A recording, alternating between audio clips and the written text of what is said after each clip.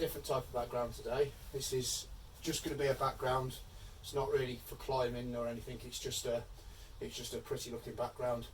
I had a go at this a while ago. I like the effect, but it wasn't really what I wanted. Whereas this is just going to be a background for it's a Moroccan Euromastics that's going to go in this, which doesn't need climbing. So it's just going to look just after it looking nice. I can't take credit for this method. I saw this done by an aquarium guy. So I did it a while ago, did it a couple of years ago. I just thought I'd find a use for it one day. So we'll get going. This is using expanding foam. This is just cheap. The cheapest cans I could find. I mean, the big cans, I've got 2 of them. These are from Screwfix. Shape the can well. Just read the instructions. This one actually says you've got to moisten the surface for best results. So I've got a little mist bottle. Give the surface a bit of a mist before we start. Just do part of it. Now we'll do it all.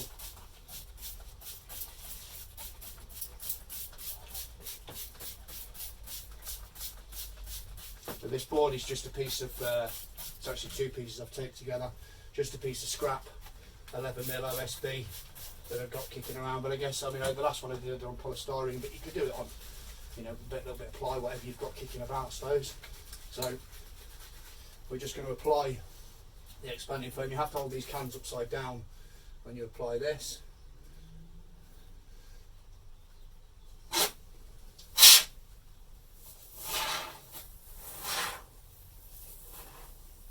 It does really expand, so you don't need to put too much on in one place.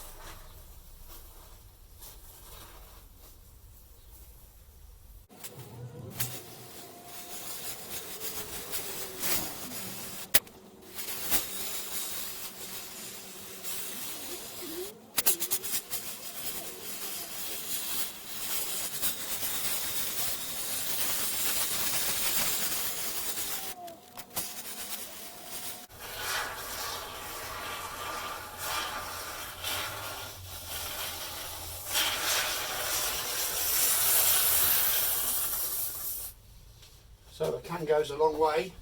This is a background for a 5x2. So, you know, this is 5 foot long, this background, this backboard, and that's almost a full can's almost covered it. You can see how it's starting to expand. I have already shaken this tin quite a bit. So I'm aiming to cover all of the board, although it will expand into the places that you haven't before.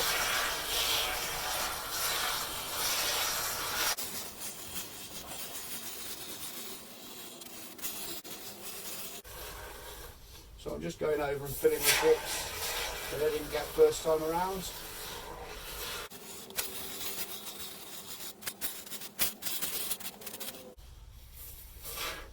So that's the board completely covered. But otherwise it's all going to expand to the same degree, so I'm going to put some, you know, a bit more in places, build it up here and there, just randomly, just to use the rest of the can.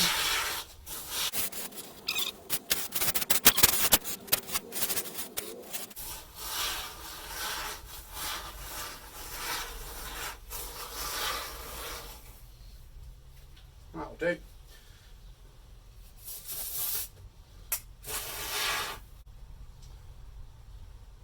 So we've seen people do this before, where they just spray it with the foam, let it expand, and then they either carve into it and just use it as a foam to carve shapes, or they just cover it as it is. So it just doesn't look very natural. It's all very, you can tell it's spray foam. So this is the trick that I had off the aquarium guy, the clip on YouTube. So what he did was he uses sand. So on his aquarium one, he wanted the sand to stick, so his sand was really dry. Mine's really quite wet. You know, it's not going to stick to it. But it's not about type of sand. Doesn't matter. You can use sharp sand, building sand, wash sand, whatever you fancy. Sand and gravel. The idea is to cover it in the sand, and cover it more in some places and less in others. And the idea is that the weight of the sand stops it expanding. So where there's lots of sand, it'll hold the foam in. Where there's not a lot of sand, it'll allow it to expand, and it just comes out looking really rocky. Really, it's a really interesting feature. So we're just looking at covering it all over, and make sure you put quite a bit in some places and a lot less in others. But we do want to cover it all because we want to get rid of these roundy looking, expanding foam shape that makes it look like expanding foam. You can see it's expanding off the board. This board was, it's a little bit smaller than the area I'm covering, but where it expands over, we can just cut that off with a saw or a Stanley knife, because it is only polystyrene at the end of the day. So I'm going to continue on, cover this all over with the sand, remembering to put some quite heavy bits in places so it really holds it down. So this is just standard building sand. It's really wet, it's been outside, but we're just going to cover this all over, and that's pretty much the method. Then we leave that to dry, 24 hours at least, probably a couple of days, wouldn't hurt, but we'll leave it be and come back and have a little look at what it looks like.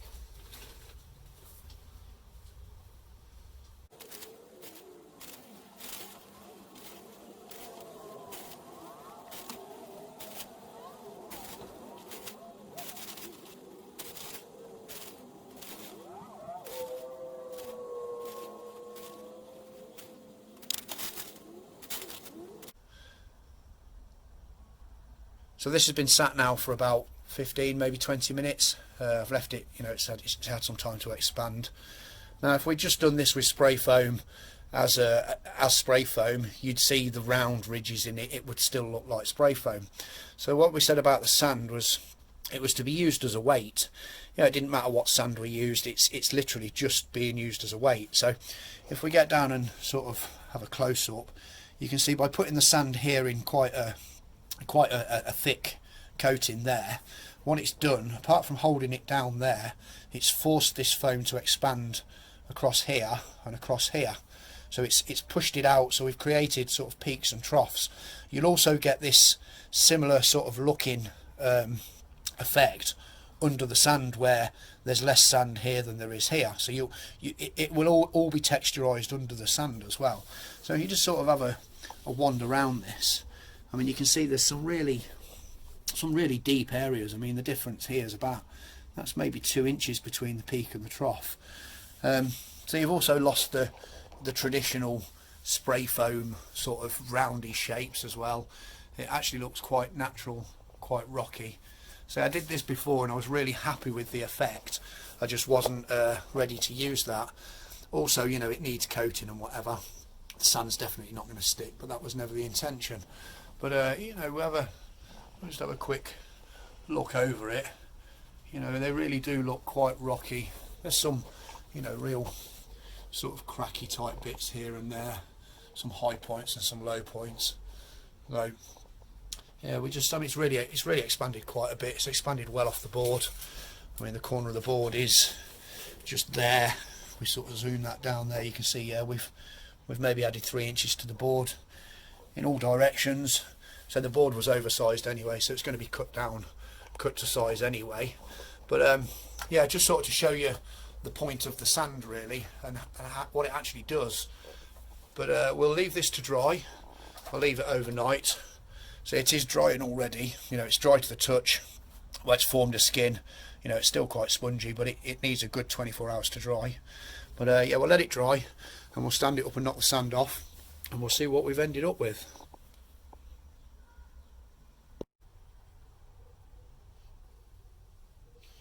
So I've left this dry overnight. It's maybe been about 16 hours maybe.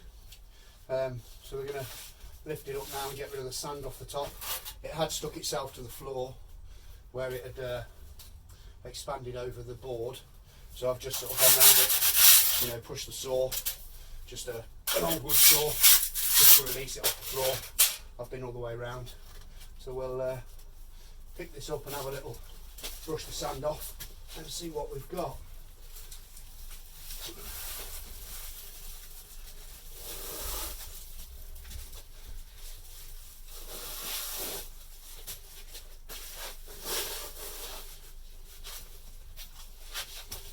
Just going to get in there with a little dustpan brush, brush all this sand off. I might even take it outside and run the hose over it, which is probably going to be a better bet.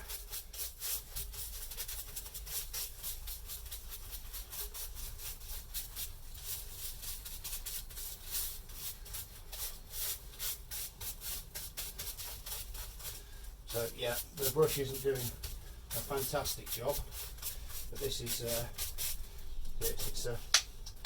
it's a plastic, isn't it? It's an expanded plastic, so we'll take it outside and give it a brush off with a hose.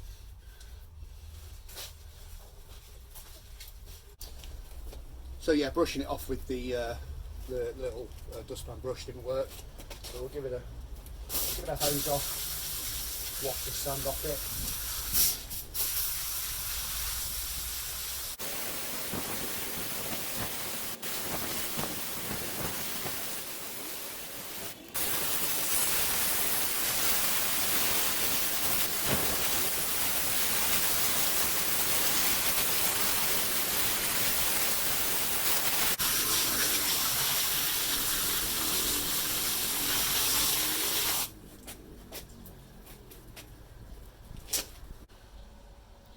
So I've rinsed all the sand off, and you can now see what we've ended up with. This is why I love this method, because it's just instant rocks. There's no effort involved. You know, it's simple, it's quick, doesn't take any time, and the effect is just it's really good. I mean, it looks better in the flesh than it probably does on camera, but it's just instant rocks. You know, it really does look like rocks. Now, you know, there's some really deep cavities, there's some bits that stick out. It's pretty uniform overall in its depth, but it's just a good looking rock wall, in my opinion. I mean, you can see, you know, some of the sticky out bits. There's still a bit of sand here and there, but we'll give it another rinse off. So what I'm going to do now with this is I'm going to cut it to the size that I need for the enclosure that it's going in, and then I'm going to coat it in tile adhesive. But I'm going to trim this down now and then get a coat on it, and I'll come back and we'll have a little look at what it looks like once we start coating it. So I've let this dry for a little bit, and I've trimmed it back to the original board size. I just put a wood saw through it to take it back to where I started, and I'm going to give it a coating now. So it's dried off, although it's still wet in places, but that won't matter. There's still a bit of sand here and there, but that won't matter once I get it coated. So I'm coating it in, this is Dunlop Set Fast Plus Flexible Tile Adhesive. The reason I use flexible is because it sticks to anything. It's designed for tiling on wooden floors and stuff, so it sticks to everything, as opposed to the non-flexible, which will only stick to concrete, and if you use that it will chip off. So this is the stuff to use. So I've done plenty of them with this stuff, and it works really well. So I've mixed it up.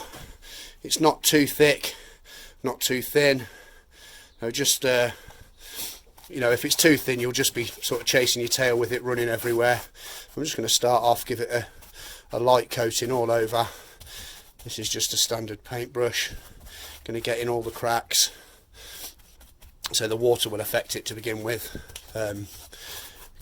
because there's still some water sitting on the surface, but this adhesive will deal with that. So I'm going to go ahead now and give this a straightforward coat over. First coat with this. So this is just tile adhesive. The first couple will be with this. Maybe the third and fourth I'll start adding some colour into it. So I'm going to crack on and get this coated all over and let it dry, and then we'll come back and see where we're at.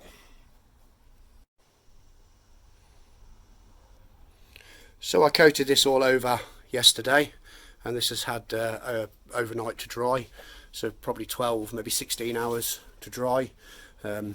First coat always takes longer than subsequent coats to dry, so you know, you always leave it overnight, and then every coat after that it tends to dry in about 3 or 4 hours, or be ready to coat. You know, it's dry enough to coat again in 3 or 4 hours. So you can see it's actually dried different colours.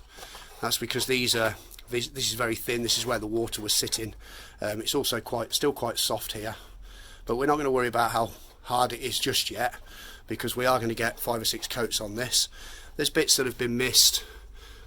You know, there's bits that you can still see the original foam, but again, that's not a big issue, because we concentrate on the next coat. We'll aim to get those bits as well. When it comes to like the third coat, I shall pick this up and turn it around through 180 degrees, because I can only see in this direction. I can't really see, you know, what's going on there or there, say. So once I turn it round, we'll get a different perspective and see more bits that have been missed. So yeah, I'm going to get on and get a second coat on this. This will probably take maybe 4 hours to dry. So I struggled with this brush yesterday. This has been used plenty before. You can see it's all it's kind of swollen out, because there's, you know, tile adhesive right down in the bristles, and I can't really get in some of the smaller places. So I've got a smaller brush just to make sure I can get in, you know, to some of the smaller bits. Some of the places you'll just never reach, so you know, you tend to, let's get a bit on the brush and show you. So same again, not too thick, not too runny. So yeah, some of the bits, like, you know, down there, you'll never really get in. So just allow the tile adhesive to run into those sort of spaces. You know, sort of encourage it in with your brush. Don't worry too much. You know, but it will cover it. You just allow it to run into some of the, you know, there's a tight bit there. You'll never get a brush in there. So sort of pour it in and then encourage it in with the brush. And every subsequent coat will sort of cover a little bit more than the last one. So anyway, I'm going to get on and cover this all over with this second coat, and we'll let it dry, and we'll come back and have another look.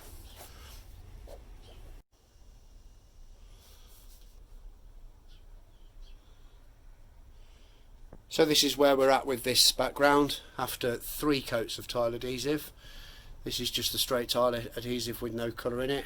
It's starting to get some strength now. It feels a bit heavier than it did, obviously, because this is a cement based tile adhesive. I've done the edges where it will touch the floor. I've done the back of the board as well, the side of the end of the board that's going to touch the floor, just because this will be a weak point for, you know, scratching nails and whatever. So I'm going to put some colour on it now. So I've mixed up some, again, this is just the straightforward tile adhesive, but it's got mortar dye in it. This was mortar tone. This is the brown one. I've got another colour as well. I've got a yellow one, but the brown looks really good. I think this was about £5 maybe for a kilogram. Yeah, 1 kilogram. You can get this in Toolstation in the UK, but I'm sure you'll be able to find this worldwide. Maybe not this make, but something similar. So I've mixed up, what I've done, I've mixed up enough to cover the entire thing. I want to make sure I've got enough to do the whole background in this particular mix, because the next mix might be slightly different. But this is maybe 3 tablespoons in that, maybe 2.5 tablespoons. So a little goes a long way. When you first put it in, it doesn't look like it's done anything, but I put it into the dry powder, mixed it up with the dry powder, and then added my water. So we'll start putting some of this on over on the background, and we can see the colour difference between this and the standard grey. It's a nice colour brown. When it dries, it'll be slightly lighter, and then I'll be putting a couple of coats on this, so there'll probably be two or three different colours of brown because of my mix not being the same. And then by the time we put the highlights and whatever on and seal it, this really looks a good colour brown. So we'll crack on and get this coated, get a couple of coats on this, and then we'll have a look at highlights and stuff. So I've got a good coat of the brown colouring on it now. Doesn't look very good under this light, but it is it's kind of a muddy brown. kind of colour. So I've mixed up another batch. What I've done with this one is I've added the brown colour in, but I've also added a bit of this one. This is buff. I'm aiming for like a sandstony colour when I'm finished. Something I have done that I mentioned I was going to do earlier was I've turned it round through 180 degrees. So this side here was facing the wall originally, so you can't really see all these bits that have been missed with each coat. So because your viewpoint is this way, you can't see these bits. So once we sort of start scooting over it, there's quite a bit that it's not being missed as such, it couldn't be seen. But now with it facing this way, I can see all of those as well. So we'll get another coat of this this slightly different colour on, and then I'll let it dry. So this is all dried up now. I'm quite happy with the colour of it this time round, with the added little bit of yellow in the colouring. It looks quite sandy, still quite a brown colour, which is kind of what I was looking for. There's some good strength in it now. This has had 5 coats, I think, in total. So there's a couple of bits I'm going to do to it before I start adding any highlights and anything with the artist acrylics. So I'm just going to tip this up and have a quick look at the back, and I'll show you what I'm doing. So this is the back of the background. If you remember right back at the start, when I set out the board I was going to use, this 11mm OSB, I didn't have a piece big enough, so I used 2 scrap pieces and just put some tape together, assuming that over adding all the coats and stuff, it would become a lot stronger. It did become stronger, but not strong enough to be sort of carrying it around and moving it about. So about after the second coat, I screwed these extra pieces of again, this is 11mm OSB, just some scraps that I had kicking around. I've screwed them over to sort of bridge the gap, bridge the join, so they go end to end, which has just added strength and made the board a little bit more resilient to movement for me to carry it around and move it into the enclosure. The other advantage of doing these here is I was originally just going to put some no nails adhesive onto this and stick it into the enclosure as it stood. I don't want to do that now because I can't ever get this out once it's glued without causing any damage. Whereas with these extra panels on the back, I can drill a couple of holes through the back of the enclosure and just screw into these panels, and then in the future, if I need to take it off, I can just undo these screws and it should just pop off. So the other thing I'm going to take a quick look at is where it's this is the top of the thing of the background, but just where it's sort of overlapped a bit, any high points, I'm just going to sort of take a bit of sandpaper and rub those back, just to sort of take off any edges that are that could get caught and cause issues. A bit down the side here as well, when you can see how thick the coating is that we've managed to get on just by looking at these sides here. So yeah, you're aiming for a nice thick coating. So I'm going to give this a quick sanding all the way around, get rid of some of that excess stuff off the sides, and then I'll turn it around and we'll have a look at putting some highlights and stuff on it with artist acrylics. So the rock wall's all dry, all the edges are tidied up, and it's ready now to start adding some detail on it. I mean, it looks reasonably rocky as it is, but it's quite a flat finish at the minute, so I'm going to add some details with some artist acrylics. So the first thing I tend to do is to add some, because it's rocks, I try and add some, looks like moss, I guess. So this is just a green artist acrylic. This one's called Jungle Green. They're not expensive, just cheap ones will do. So I just put a dot on the plate. I'm going to water this down. It's quite thick on its own. I tend to water it down, mix it as I go. And what I'm trying to do here is to not have a great deal on the brush, so I'm sort of brushing it off the brush before I go into the wall. And then with this one, I'm just going to pick the odd place, bits and pieces.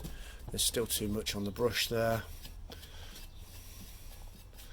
I'm just going to go in here and there with a few dots,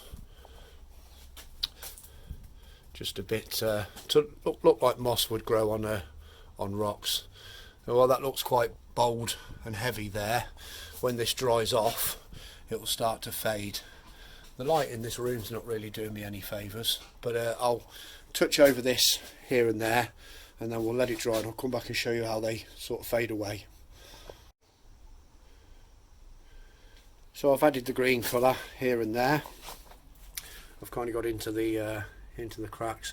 It actually looks quite strong on this camera, but in real life it doesn't look as strong as it does on the camera.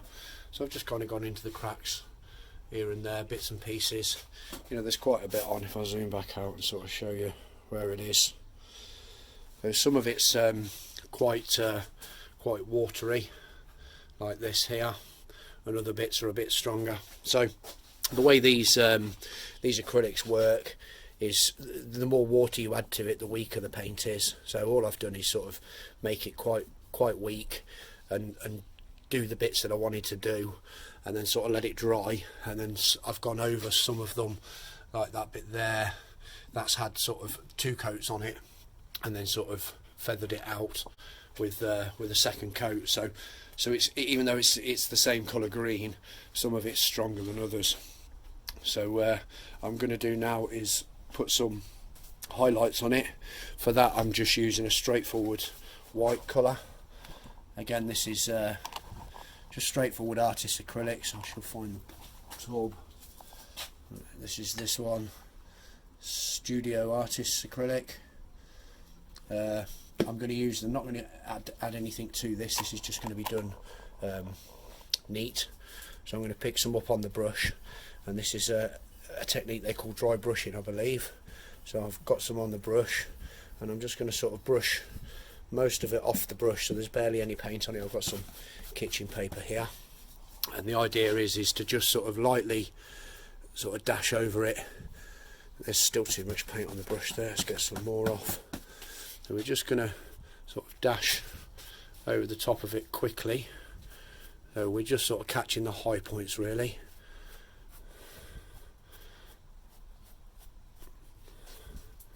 I'm going to try and get in some of the cracks again. I'm going to go all over with this. You're not trying to leave it into too much paint on there, but just sort of catching the high points. It kind of makes it look a little aged. Again, it looks a lot stronger on camera than it does to the eye, but once I start to put a sealer on top of this, all of these bits will sort of meld together. But you can just see it just sort of catches the high points as we dry brush over the top. I managed to do quite a bit there without actually adding any more paint to the brush. There's still more on this brush to get on with, so you know, I'm getting into some of the cracks. What I don't want to do is to cover all of the brown, otherwise it defeats the object of the base colour being brown. So just sort of going all over it. Still plenty of paint on this brush.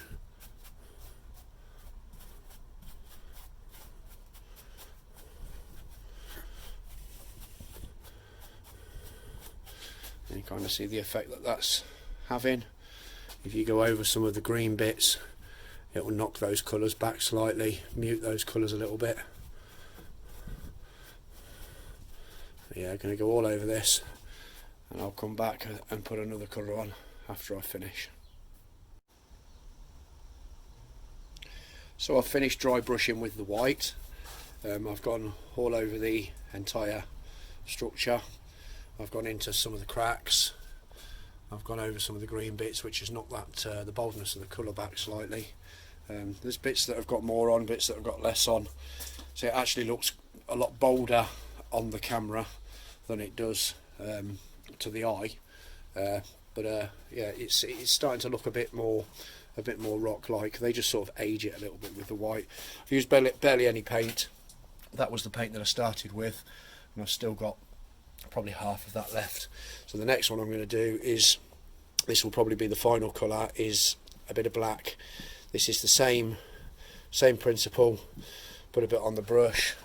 You know, I'm knocking most of it off the brush onto some, this is just kitchen paper, and then again I'm just going to sort of lightly catch this with the black one, which is going to get rid of some of the white. Where it looks a bit bold, it's going to add a bit more sort of shadowy detail. Again, it's not, I'm not really concentrating too much, it's just, you know, it's having a bit, it's more about concentrating on not putting too much on. So this is just sort of highlighting some of the sticky out bits of the rock. You can see it's coming together as we add every colour. So I'm going to crack on and do this all over, and then we'll let it dry and see where we're at. So something I should say is these acrylics dry really fast.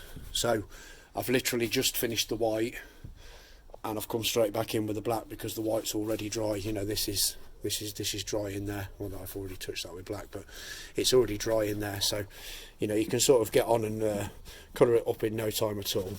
So I'm going to get on and go all over with this black, and then we'll come back. So I've been all over it with the black, dry brushing on the black. So most of the white now has disappeared. So what I'm going to do now is add some highlights, literally just to the top edges of the bits that stick out. You know, some of the top edges in the relief bits as well. You know, the dips. I usually use this colour here. This is called sand, but this tub's empty.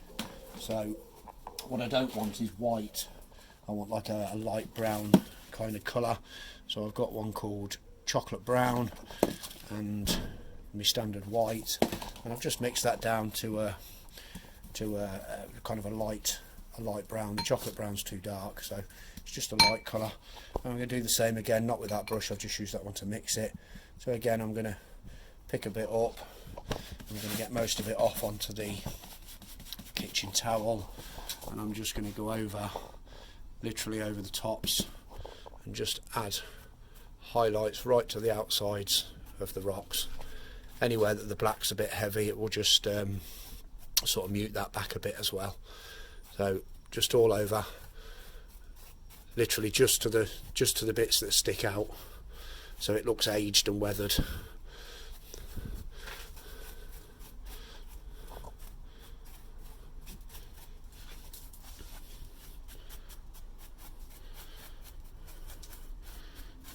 Very minimal paint going on here.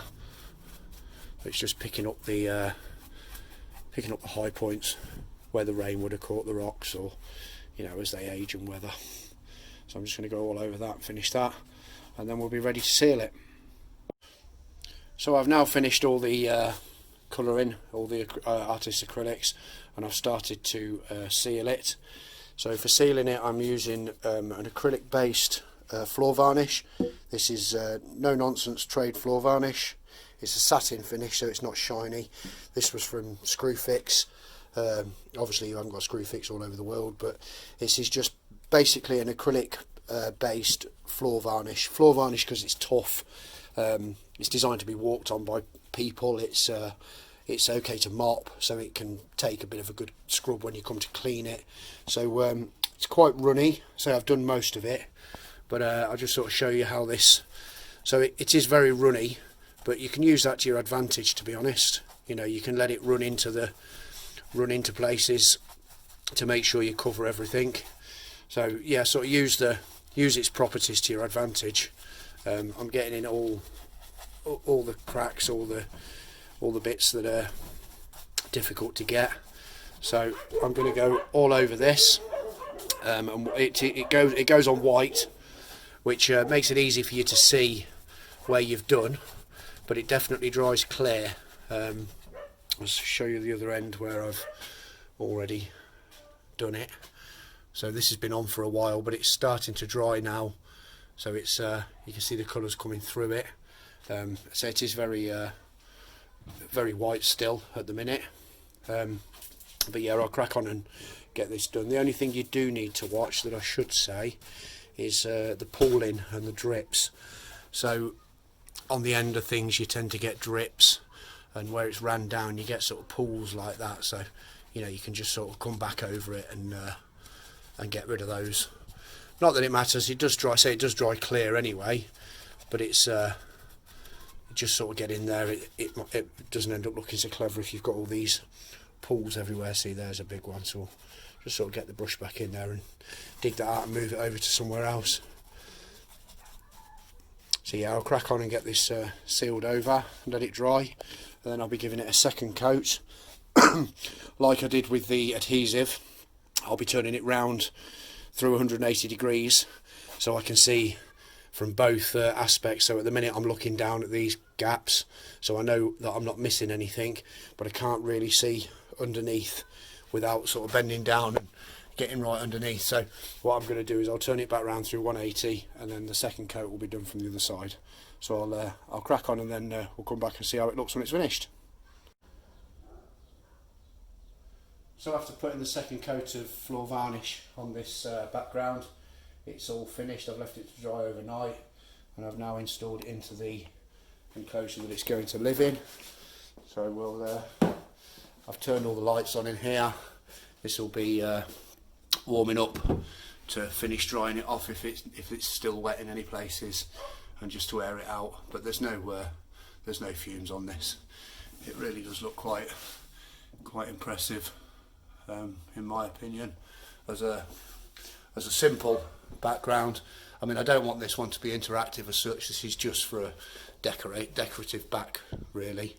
But yeah, to fix it, and I put the 2 strips on the back. So all I've done is pop a couple of holes through the back of this enclosure, and then screwed through from the back onto those battens that I fixed on the back of this. So the beauty there is, if I ever want to take this out, change animal, or do something different in here, it's literally 6 screws and this will pop out. There's a couple of things I need to look at.